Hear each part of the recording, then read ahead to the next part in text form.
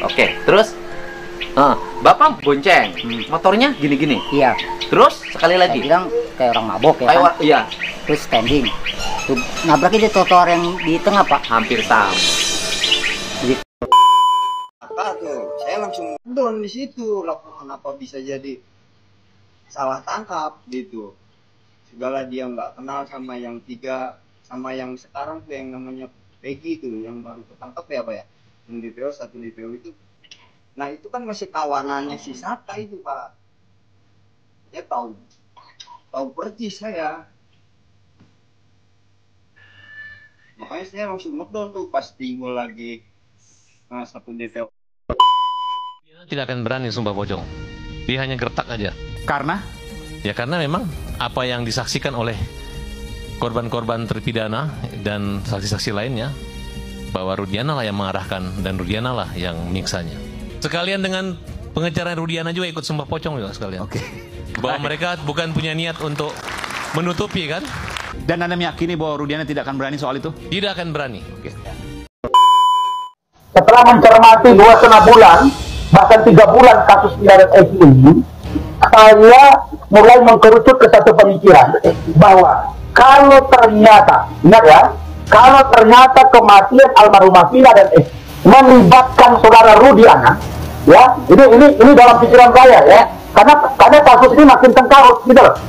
Kalau ternyata nanti putusan kata kasal ini melalui PK yang diajukan dan lalu Mahkamah Agung dinyatakan bahwa dia misalnya diterima PK-nya, lalu kemudian hasil pemeriksaan oleh Baris Krim Polri terhadap penyidik yang melakukan proses penyelidikan dan penyidikan di Cirebon Kota 2016 dan Polda Jabar, kalau ternyata itu besok mengkerucut kepada satu skenario termasuk dugaan melibatkan Siti Rudiana, maka saya orang yang pertama yang meminta agar Siti Rudiana dihukum seberat-beratnya. Coba bayangkan itu kasus yang lagi viral di Cirebon. Orang tidak bersalah divonis salah. Apa ndak takut di hadapan Allah? Manusia boleh kita tipu, hukum bisa kita permainkan. Kamu yakin bisa tipu Allah di akhirat? Dan bagi orang beriman, percaya kau pasti kau mati. Kau kemana? Tidak ada satupun kejadian di dunia ini yang lepas dari tanggung jawab kita. Kembali lagi di IO Channel.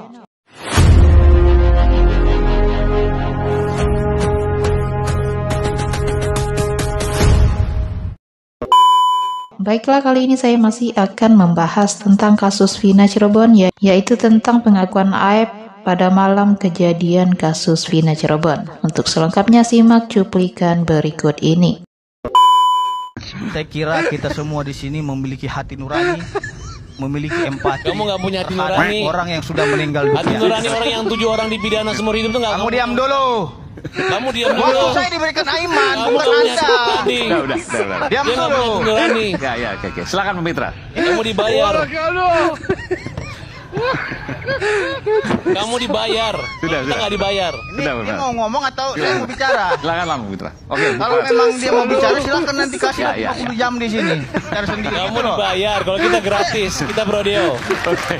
Oke, Bung Maras. Makanya kan dari dulu juga sama Bapak saya kan pernah kan berpesan kalau saya nggak mau kalau sampai saya ikut sidang. Nah, kena kan lo sekarang. Ini pernyataan dari mulut lo sendiri nih keluar nih ya. Bukan gosip, bukan katanya, tapi dari mulut lo sendiri nih pernyataan ini keluar. Hati-hati nih. Berarti keterangannya Rudiana ya nggak sinkron nih ya. Bisa dibilang bohong keterangan Rudiana. Yang sinkron itu nyambung sama keterangannya Dede bahwa ditelepon sama Rudiana untuk tidak menghadiri sidang. Berarti ada kemungkinan 2017 pernyataan itu yaitu dari mulut lo. Berarti lo nggak mau ikut sidang, bisa jadi komunikasi juga sama Rudiana. Ya, gua nggak ngerti lo lagi ngomongin sidang yang mana, yang pra peradilan kah, apa yang mana, gua nggak ngerti. Intinya, gua bisa narik kesimpulan bahwa persidangan di 2017 lalu ada konteks juga nih lo sama Rudiana dan nyambung ke jawabannya si Dede ya. Hati-hati nih ya, memperkuat alat bukti lo, pernyataan yang keluar dari mulut lo. Udah gue bilang ya, Tuhan itu menunjukkan kebenaran dengan jalannya sendiri. Tuhan tuh maha adil coy, ya. Ngomong-ngomong itu lu lagi teleponan apa video call itu? Sama orang? Kayaknya kenal itu suara, kagak asing banget. Halo Pak Rudi. Halo Bang Aris. Halo Gugun. Emak Jema. Oh Emak Jema. Aduh. Bapak Jenderal Listio Sigit yang saya hormati. Kalau saya jadi bapak, aduh malu saya Pak. Punya anak buah model begini Pak. Kalau saya nih, kalau nggak ngundurin diri, saya pecat tuh orang tuh ya. Majema, oh Majema. Penasehat Polri Arianto, ya, mengungkapkan kebohongan itu Rudiana. Oh, kemana aja? Kok baru sekarang Pak? Nyadarnya kemarin kemana aja? Kita mah rakyat udah nggak percaya dari kemarin Pak. Salam. Yang DPO, satu DPO itu, nah itu kan masih kawanannya si Saka itu Pak.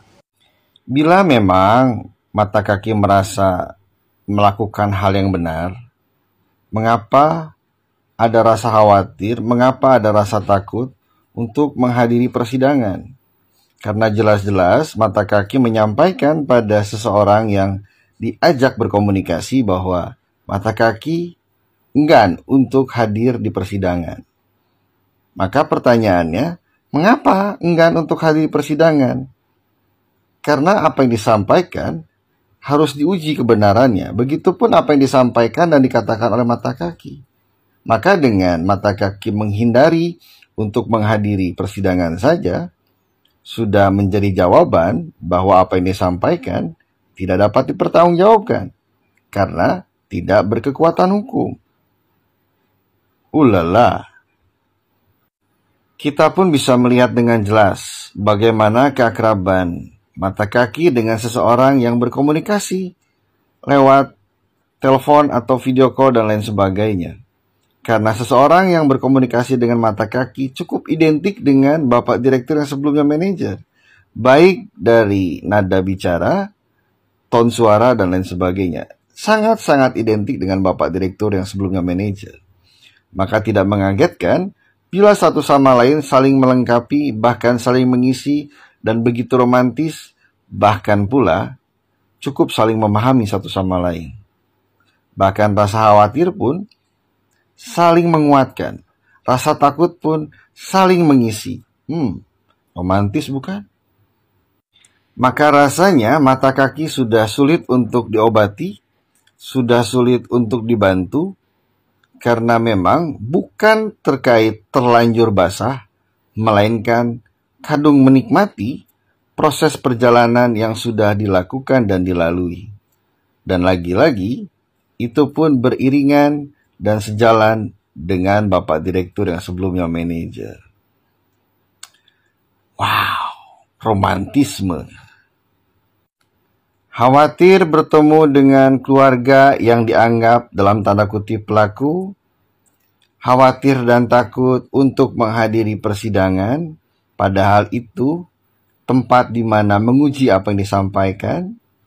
Dua hal tersebut saja sudah menjadi jawaban atas kejanggalan yang dilakukan, rekayasa yang dilakukan. But it's okay.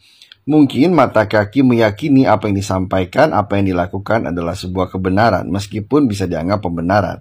But it's okay. Karena mungkin merasa ada yang mendampingi, yaitu Bapak Direktur yang sebelumnya manajer. Maka tidak mengagetkan bila mata kaki merasa percaya diri dengan apa yang disampaikan. Ingat, seseorang yang terbiasa berbohong akan menganggap sesuatu yang tidak ada seolah-olah menjadi ada. Ulala. Saksi kasus Vina Cirebon Aib memberikan balasan setelah Ibtu Rudiana mengaku tak mengenalnya. Aib merasa dirugikan atas tuduhan negatif yang mengarah kepadanya. Ia juga merasa risih karena namanya selalu disebut sebagai biang kerok kasus tewasnya Vina dan Eki pada tahun 2016 silam. Ia masih berdalih jika dirinya tidak berbohong atas semua pernyataan yang dia keluarkan di kasus Vina Cirebon tersebut. Namun publik masih menganggap dirinya sebagai pembohong. Keresahan Aep semakin menjadi setelah keluarnya pengakuan dari Dede yang sempat jadi rekannya sebagai saksi kasus Vina. Dede sempat memberikan pengakuan mengejutkan bahwa dirinya diarahkan oleh Aep dan Ibtu Rudiana. Saat itu kemunculan Dede mencuat setelah jadi narasumber di YouTube Deddy Mulyadi. Karena merasa dipojokkan pihak Dede, kini Aep tak tinggal diam. Aep memberikan balasan dengan melaporkan Dede dan seorang politikus. Hal itu disampaikan oleh Fitra Romadoni Nasution yang ditunjuk sebagai pengacara. Adapun pasal yang dijerat yakni pasal 28 ayat 3 Jungto, pasal 45A ayat 3 Undang-Undang Nomor 1 Tahun 2024 tentang perubahan kedua atas Undang-Undang Nomor 11 Tahun 2008 tentang informasi dan transaksi elektronik. Sementara itu, Aep sebelumnya sempat berbicara vokal dan mengetahui peristiwa tewasnya Vina dan Eki. Aep melihat langsung bagaimana pelaku pembunuhan Vina dan Eki kejar-kejaran dengan sepeda motor. Hal itu dia lihat saat dirinya berada di warung ketika membeli rokok. Tak hanya itu, Aep juga melihat ada pelemparan yang membuat pengendara motor terjatuh. Kabarnya kesaksian Aep itu palsu. Aep disuruh berbohong oleh Ibtu Rudiana. Usai memberi kesaksian tersebut, Aep justru dilupakan. Ibtu Rudiana mengaku tak kenal dengan Aep. Memang dirinya bertemu dengan Aep dan Dede, tapi hanya saat peristiwa itu terjadi 8 tahun silam.